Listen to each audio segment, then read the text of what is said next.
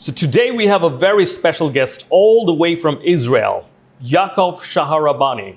Yakov, welcome to Matrickz Tech Talk. It's a great honor to be here. It's a pleasure. So I'm really excited what you have to talk about. So a little bit about Yakov. Yakov served the Israeli military for a long time. And while he was working in Israeli military, he worked with thermal cameras. And that became his passion. And he's the founding CEO of AdaSky, an Israeli-based startup.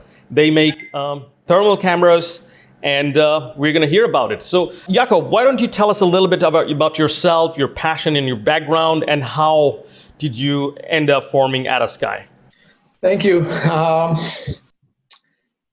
As you've said, I spent almost 3 decades in the Israeli Air Force, flying all kinds of aircraft, helicopters, etc. Most of them as their prime sensor, a thermal sensor. A sensor that can detect heat and emissivity coming from the ground.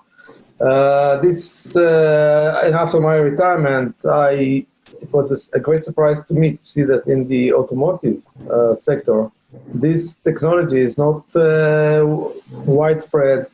And when I dig into the information, I found out that the fact that this technology is not integrated and implemented and adopted in the automotive basically increased the number of fatalities in the roads.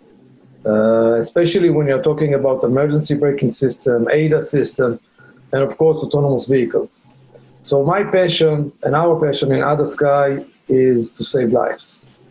And we strongly believe that like in the military and in the aviation, this technology, if would be adopted, will save lives. And we start preaching from day one of our company over 4 years ago. And just recently, we found that there are several research who have basically reinforced our analysis. And in our view, the sooner our technology will be implemented, the better. Because less people will die, and we will maybe get to that in a few minutes. But the main challenge currently, according to those research and to AAA report that was published less than a year ago, is at nighttime. Vehicles are struggling. The number of deaths in the last decade increased at nighttime by 67%.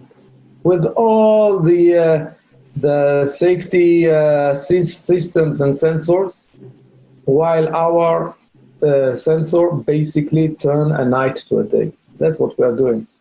And I love that. I believe that this is the next revolution that we will face in the automotive. I love that. So you mentioned several points. You talked about AAA report, which we are going to talk about in a while. So can you explain to me, for our audience, what is the difference between a regular camera and a thermal camera and even an infrared camera? Well, it all goes to the wavelength that every camera can detect and can sense. Daytime camera basically can detect daylight and can see the picture, which is very similar to what our eyes can detect. There are some cameras that are more sensitive, less sensitive, but it has the big advantage, as we can see with our eyes, but also the weaknesses. For example, blurring, glaring. Daytime camera cannot see in fog or in harsh conditions like rain. And of course, at nighttime, they are ineffective. Mm-hmm.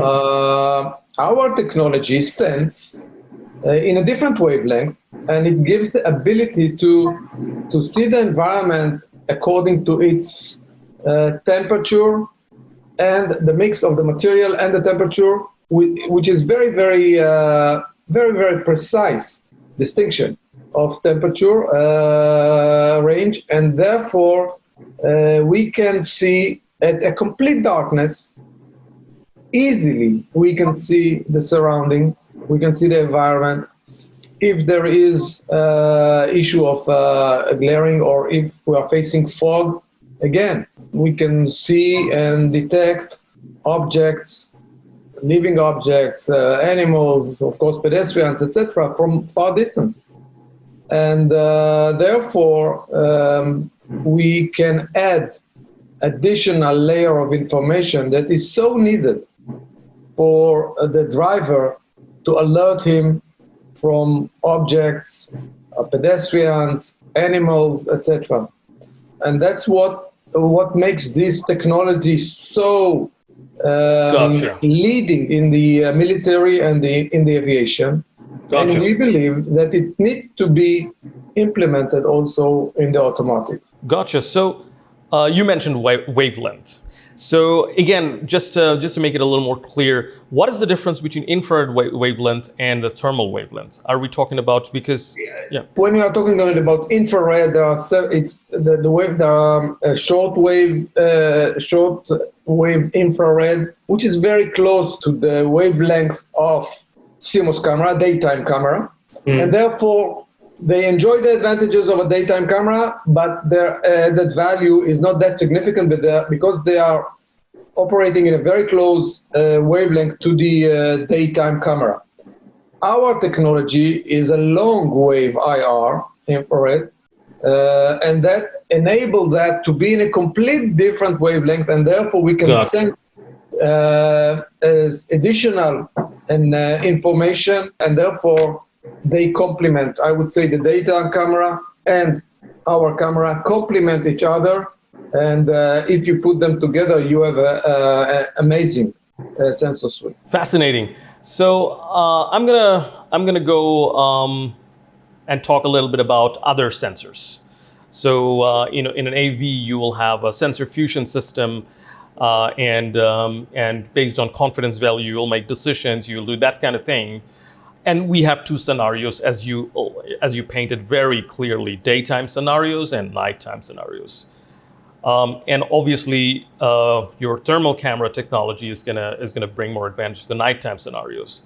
So compared to other sensors that we have, like lidar, we have radar, of course we have camera, we have low wavelength infrared camera. Within this arrays of technologies that we've seen, I mean, we've seen Elon Musk criticizing lidar a lot. What do you think he would say about thermal camera? I mean, compared to those technologies. It's very good that you raised this issue, because basically it will be at the end, it will go to a sensor fusion, i.e. a fusion of several sensing solutions that at the end would provide the alert either to the car in autonomous vehicle or to the driver in ADAS system. Every technology has its pros and cons. LiDAR, if you remember a few years ago, there was a hype with LiDAR. It seems, it was very promising. We knew the pros of LiDAR, but we also knew the weaknesses of LiDAR. People thought LiDAR is going to solve everything. Which, as you understand, is not the case anymore. And I think that we hear that from more and more OEM about the current challenges that they are facing with LiDAR. The first challenge, by the way, is the cost. It is still a very expensive solution. But not only that, it struggles in rain and fog and other corner cases where LiDAR is ineffective. And I think that what we brought to the table, and again, it is a mature technology because it is widespread in the military and in the aviation industry. And we took it an extra layer to make it cost effective on the one hand, and from day one, AdaSky was focusing on a solution that will fit the automotive. So therefore, when you will look at the very few, by the way, vendors that can provide thermal cameras today to the automotive, we are enjoying a significant advantage on the competitors. We have a dedicated ISP that we develop in-house, automotive grade, which offer performance which is that are state-of-the-art, low latency. The image quality is very, very detailed and very, very sharp. We were focusing also on the electric vehicles, and therefore we enjoy a very low power consumption. Our solution is passive. We are not emitting anything, and there is no need to additional calibration. Once you integrate that in the car, that's it. It becomes like a daytime camera. It's a passive technology altogether. And the most important thing, I think, is that it is affordable. It is affordable. It's almost in the price range of CMOS camera, daytime camera. So therefore, Gotcha. and it is needed.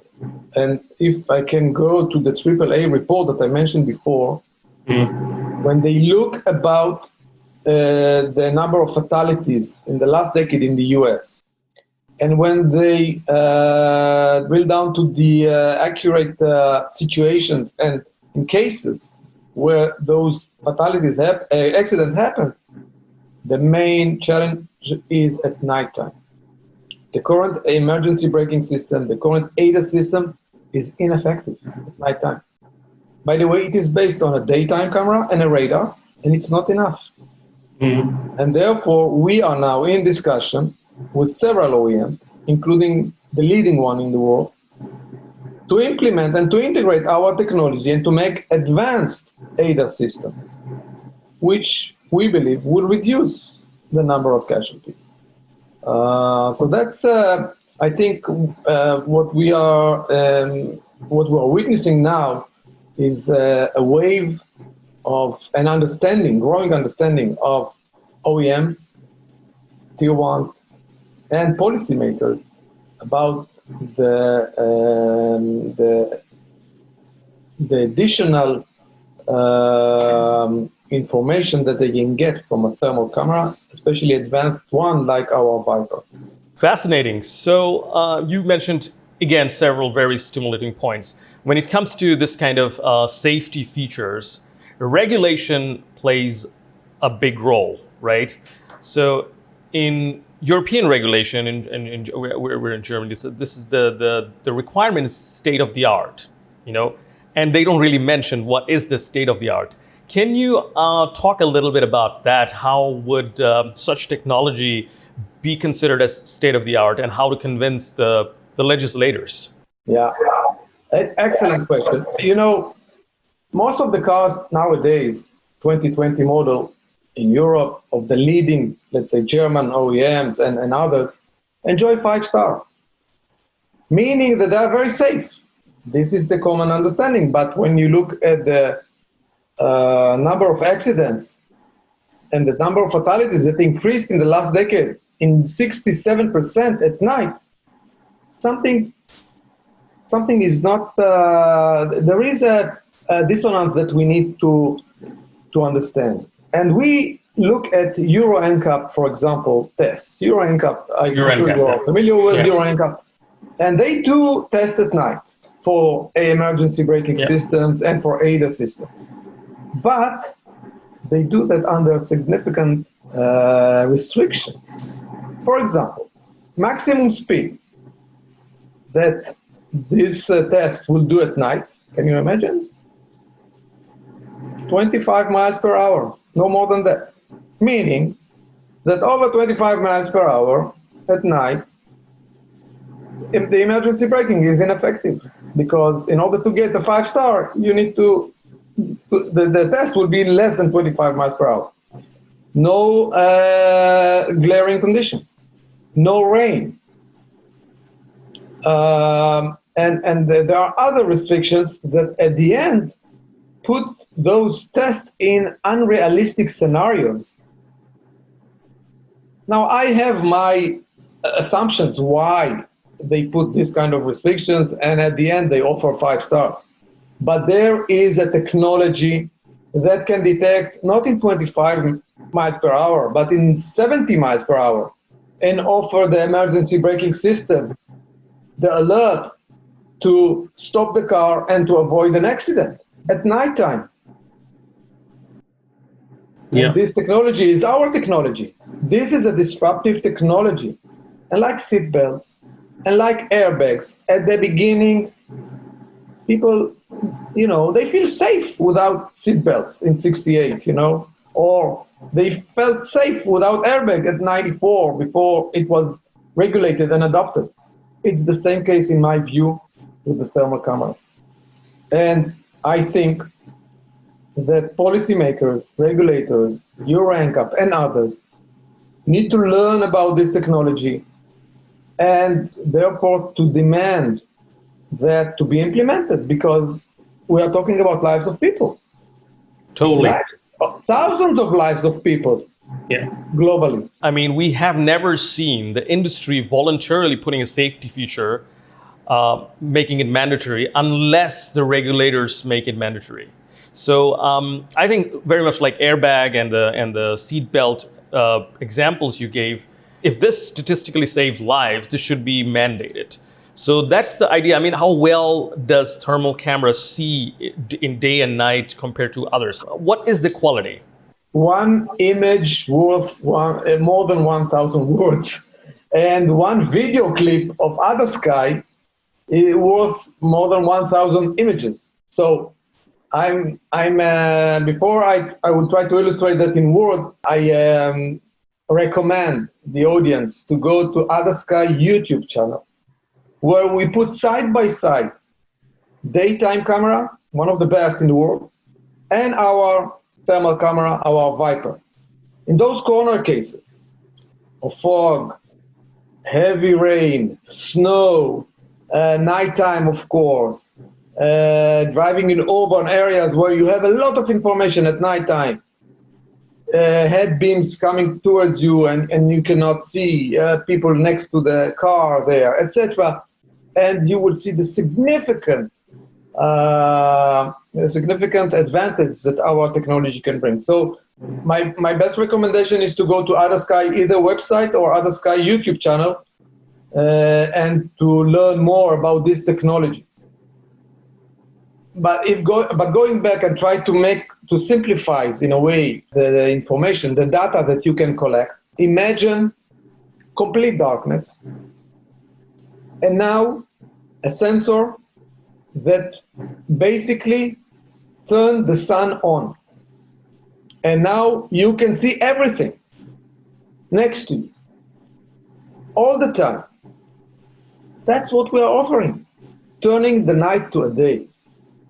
And you know, it's even more than that, because living objects, because of the heat of the body, living objects are glowing in our technology. So there are some scenarios, even at daytime, for example, when you have a shadow, that we can detect the pedestrian or the animal way ahead of the CMOS camera, the daytime camera, because of, again, the uniqueness and the wavelengths, etc., that we discussed at the beginning. I can tell you that after 4 years since we found the company, at the beginning, those were the first days of the hype with the lidar, and at the beginning the question was, oh, we don't need the thermal, we know thermal, and then once we do a demo ride with policymaker or with the OEM, they realize that there is something that's worth investigation, that's worth evaluation. And currently now, humbly I would say, we have several engagements with several OEMs that, in my view, it will be adopted all over in the coming years. We announced that we were awarded by a level 4. We make this announcement during the corona, the COVID-19 situation, and in a way slow down in the automotive. Yet this level 4 OEM is going to integrate and there are other in the pipeline of announcements, and I think that it is well understood by the OEMs that it is needed. Mm-hmm. As you mentioned, some of those OEMs are in a sit and wait position. They will wait for other OEMs or for the policy makers, the regulators, to say something. Mm-hmm. By the way, they are saying that to me in meetings. We will move only if the regulator says, we are talking about lives of people. And someone needs to tell those OEMs, not all of them, by the way, but those OEMs, hey guys, you need to have a better and a safer solution. Otherwise, you will not get 5-star, like you currently have. because those tests at night are not real-time tests. And I think that we need, in my view, we need to raise this. There should be awareness of this situation, and there should be a demand to make this change. The sooner, the better. Do you think SOTIF is going to make a difference? SOTIF's like we had the ISO 26262 standard. Now we have an extension, safety of intent and functionality. And you mentioned the EuroCap scenarios. So SOTIF even extends it. It takes it to a next level. Unfortunately or fortunately, till today, it only covers till level 2 autonomous. However, the test scenarios are much broader than Euro NCAP in SOTIF. Do you think that might play some role? The short answer is yes. Having said that, I think that the first OEM that will integrate, and we are very soon to announcement of a big OEM that is going to do that, he will force the other to have that, because he will enjoy safety standards way higher than the others. And therefore, I think he will enjoy more demand for his vehicles, because he will have advanced ADAS system. And therefore, I think that if the policymakers will not make the move, the competition will make that. Before I move to the last question, I want to quickly ask you about the AAA report. What do you think about the AAA report talking about the ineffectiveness of current automated emergency brake? I'm holding the AAA report in my hand, and I think that every automotive expert, everyone that cares about lives of people, need to read this AAA report that was published in October 2019, almost a year ago, because in my view, this is a turning point with all the safety systems in the vehicles, the ADAS system, the emergency braking system, etc. Basically, this report took the last decade from 2009 to 2018, a very thorough report that learned the numbers of casualties, daytime, nighttime, and in other scenarios in the US, came to a conclusion, a very clear conclusion, that the current emergency braking is ineffective at night time. And moreover, at daytime, it is effective only in 40% of the accidents. And the reason for that, because it is lacking additional sensing solution. And by the way, we as a small startup, we didn't know about the AAA research. We didn't fund that. And this is the beauty of AAA.